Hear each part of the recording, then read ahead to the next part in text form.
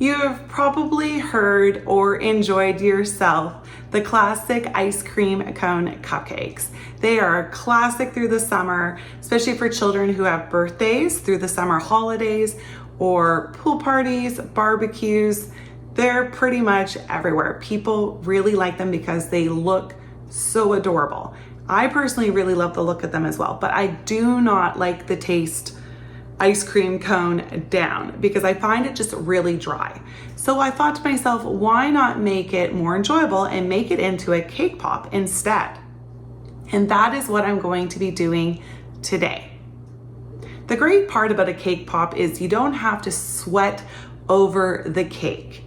You just need to bake a cake, whether it's from scratch or a box cake. You don't need to make sure the sides are all smooth and perfect, and that is why I use a tin with parchment paper in it, because it doesn't need to be smooth all the way around.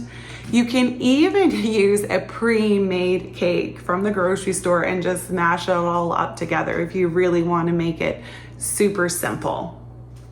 But for me today, I am making my cake from scratch, and I am making my icing from scratch because I personally do not enjoy the containers of frosting. I just don't like them. But hey, if you don't mind the taste of it and you want to skip making from scratch, good on you. Do this recipe and make it as easy on yourself as possible. The other great part of this recipe is that you can use any flavor of cake that you want. For me, I am going to make it a chocolate cake, and the frosting is going to be a vanilla frosting. I really like that chocolate and vanilla combination, but if you do not, make it whatever you want. If you want a sprinkle cake with vanilla frosting or chocolate cake with chocolate frosting, whatever kind of cake and frosting that you want combined, you do. Also, a big tip for this recipe, I am using the mini cones.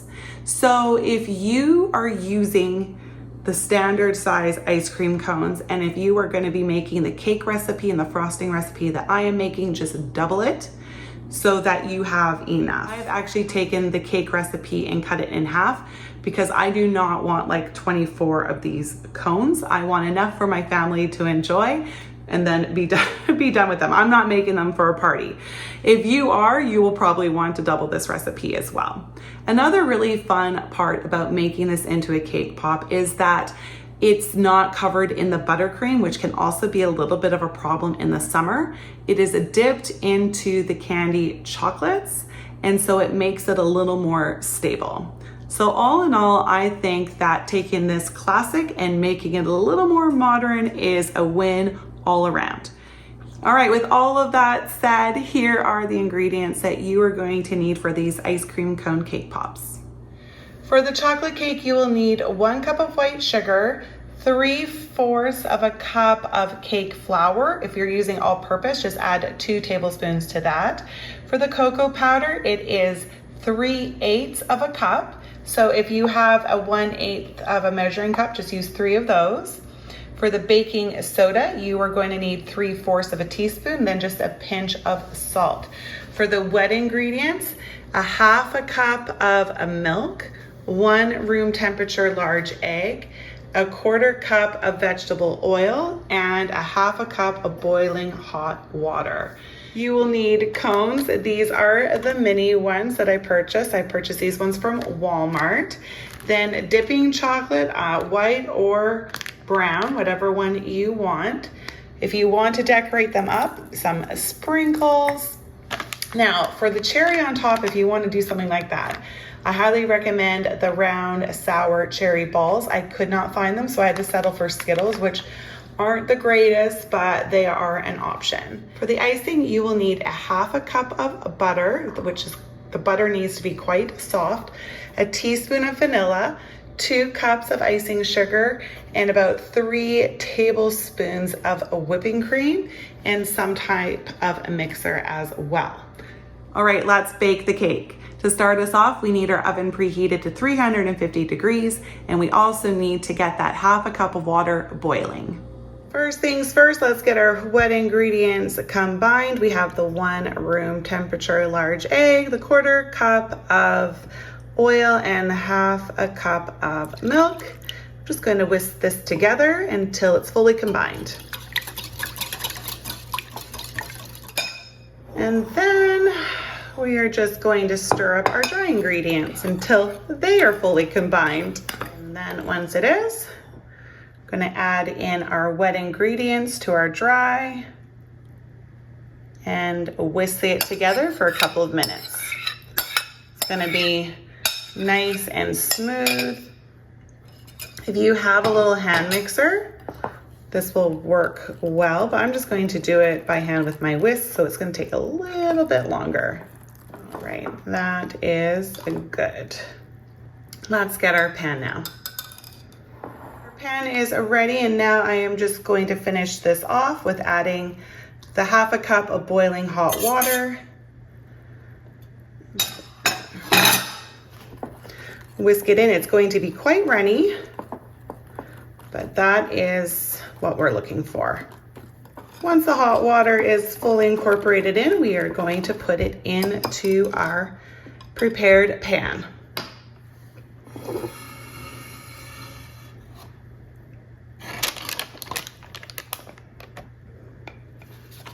All right, I am just going to remove the excess of the parchment paper and bake it in the oven for around 30 minutes.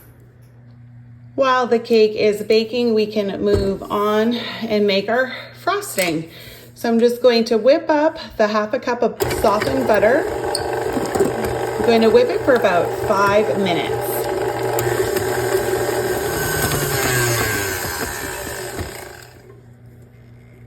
We just need to clean off our beater and scrape down our bowl, and then we are going to add in the icing sugar. Next up, 2 cups of icing sugar, and just remember to beat this at a pulse at first so the icing sugar does not go up everywhere.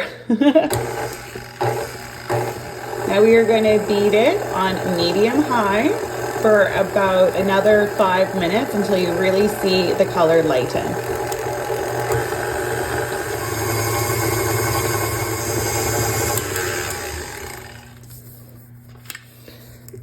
All right, that has lightened up very nicely. I'm gonna clean down the bowl and beater again and then add in the whipped cream.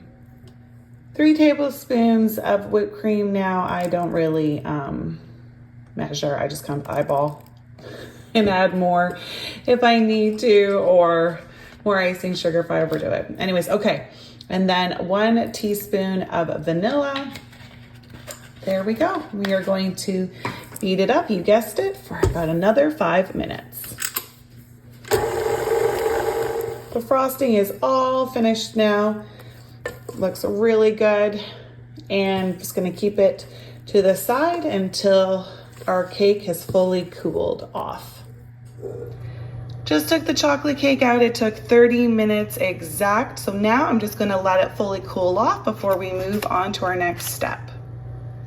Once the cake is fully cooled, you can just have a little nibble, see what it tastes like, and then break it up into pieces into your bowl.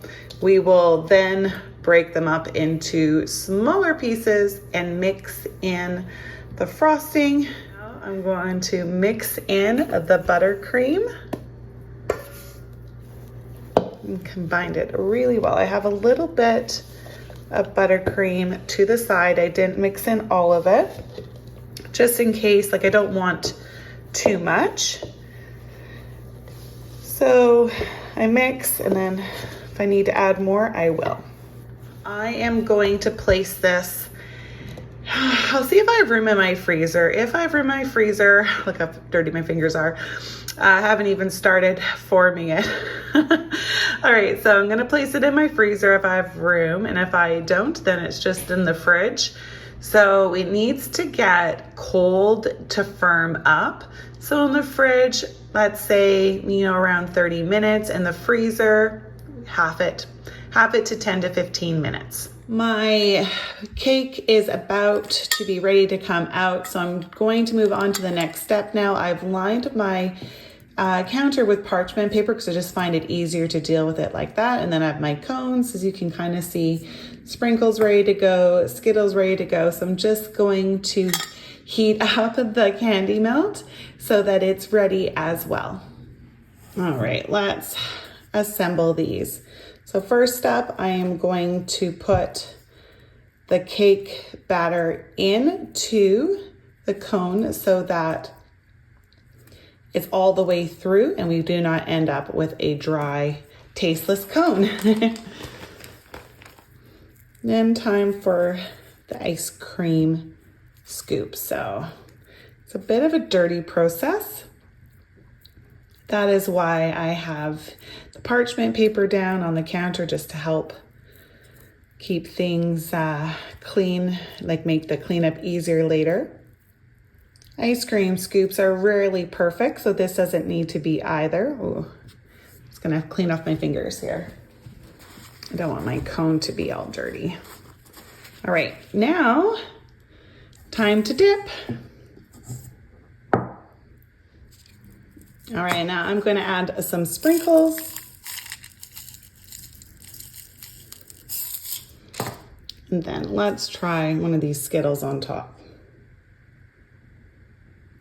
Aw, how cute is that? All right, let's make another. Cake is filled in. Time for the chocolate. This white chocolate is really thick, so I'm just gonna try to brush it on and see if that makes it a little bit easier. And sprinkles. Gonna have to vacuum my floor later. I just don't want the S on top. There we go. All right, I'm gonna keep making them up until the white chocolate is finished, and then move on to some brown chocolate. I think it's easier to do the cake in all at the same time. Just tried it out on a couple of my last ones. So the end goes in like that and boom, you have your cone. That is much easier. Oh goody, my chocolate is much thinner this time. It's a different brand and this will make it a lot easier. I dropped the whole cone in. Oh my goodness. Oh well, this one is just, just have to show off the clean side of the cone. And just touch it up here. The cherry one is a lot better, a lot cleaner. It's good to know that the Skittles actually don't look too bad. So good. Here they are all done. I have cleaned off the counter and did a very quick vacuum of my floor because that was messy, but fun. All right, these ones turned out really good.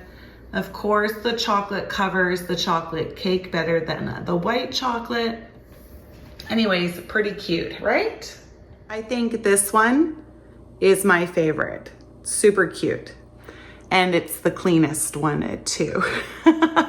It's always fun to try something new, and the idea is up here. Sometimes I need to change my plan of execution.